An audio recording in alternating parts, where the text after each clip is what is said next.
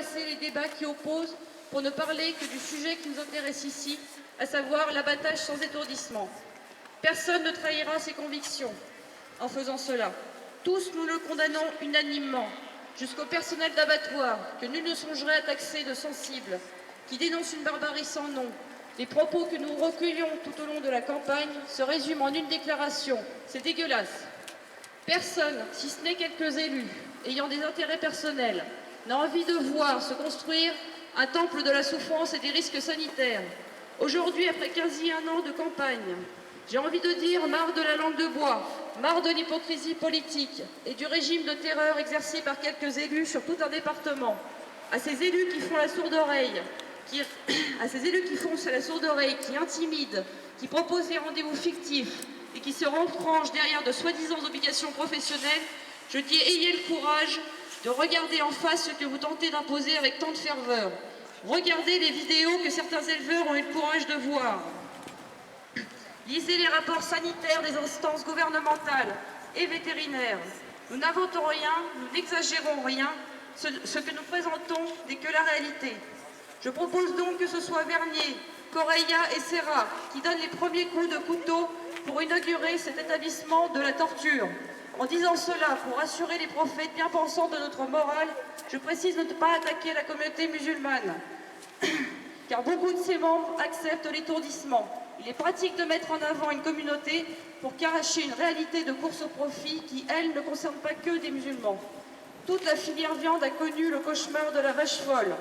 Préparez-vous à connaître celui de l'E-coli. Le sacro-saint principe de précaution est foulé aux pieds, et ce ne sera pas sans conséquence.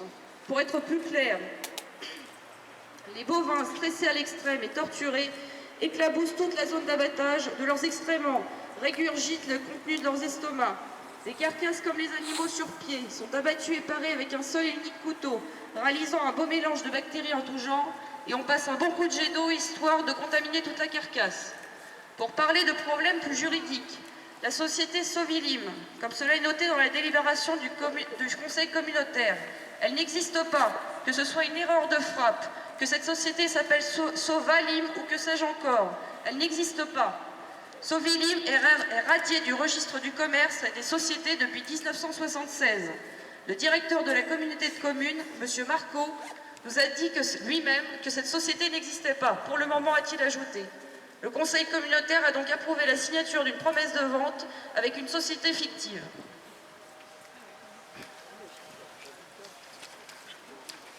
Mieux encore, la communauté de communes a utilisé des fonds publics pour réaliser l'étude de faisabilité du projet d'une société fictive.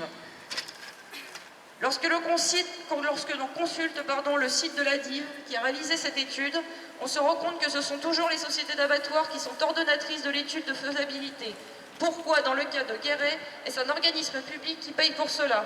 Surtout pour un projet qui n'existe pas, comme le prétendent nos élus. Donc en reformulant sur leur propre vision, la communauté de communes a approuvé la signature d'une promesse de vente et a payé l'étude de faisabilité d'un projet fictif réalisé par une société fictive. La Creuse est en difficulté économique, premier département d'élevage, il n'y a même pas un abattoir en Creuse. Et il nous impose de dépenser 2 fois plus de fonds publics pour créer un abattoir rituel qu'il n'en faudrait pour réhabiliter l'abattoir classique de Guéret, qui est en train de pourrir sur pied. Pourquoi? Tout le monde se pose la question. Nous avons été baladés, abreuvés de discours incohérents et contradictoires. Nous exigeons aujourd'hui des réponses. Il s'agit d'un projet qui concerne les résidents, il me semble. Les résidents sont donc en droit d'avoir des réponses claires. Nous exigeons l'annulation de la délibération du 7 juillet 2011 portant sur la signature d'une promesse de vente entre la communauté de communes de Guéret-Savory et la SAS Sovilim.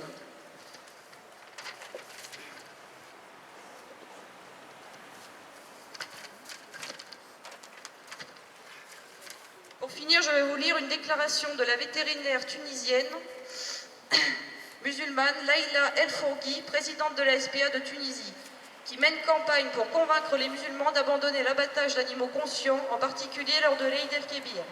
Lettre ouverte de la directrice à ses compatriotes musulmans. Après la période de Ramadan destinée à l'abstinence, à l'humilité, à la simplicité, à la générosité envers nos semblables, sans vouloir d'aucune façon me substituer aux autorités religieuses, je voudrais être auprès de vous l'avocate de nos autres compagnons, les animaux qui, eux aussi, ont été créés par Dieu et à qui le Coran nous recommande de porter respect et protection. Bientôt sera l'Aïd el-Kébir. La Sunna, et seulement la Sunna, veut que pour célébrer cet événement, afin de se rapprocher de Dieu, il soit procédé au matin de l'Aïd au sacrifice d'un mouton. La volonté de Dieu est l'aumône. Il n'impose pas ce sacrifice, qui n'a de valeur que si vous le destinez aux pauvres, et n'est pas valable s'il est fait pour votre consommation personnelle. Dans notre pays, l'abattage représente une catastrophe économique annuelle, et dans votre pays d'adoption, une contradiction avec les lois sanitaires en vigueur. L'abattage clandestin d'animaux est de plus un délit réprimé par les lois de la CEE pour des raisons de santé, d'hygiène et de protection animale. Des abattoirs agréés par la France sont à votre disposition pour vous fournir des animaux abattus selon les règles, tout en vous garantissant la qualité halal recommandée par notre Coran.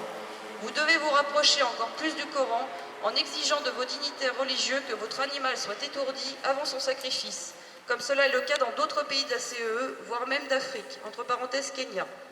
Aucune loi ne vous oblige à égorger un animal conscient. Bien au contraire, dans sa grande sagesse, le Coran vous demande de protéger les animaux et de leur éviter la souffrance jusqu'à leur dernier souffle de vie. Demandez une fétoie à vos représentants religieux.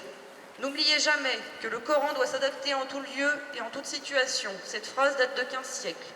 Vous devez en trouver l'adaptation moderne en votre âme et conscience. Exigez l'étourdissement de tout animal avant son abattage. Dieu vous sera reconnaissant d'avoir adouci les dernières secondes de la vie d'un être qu'il a créé. Je vais à présent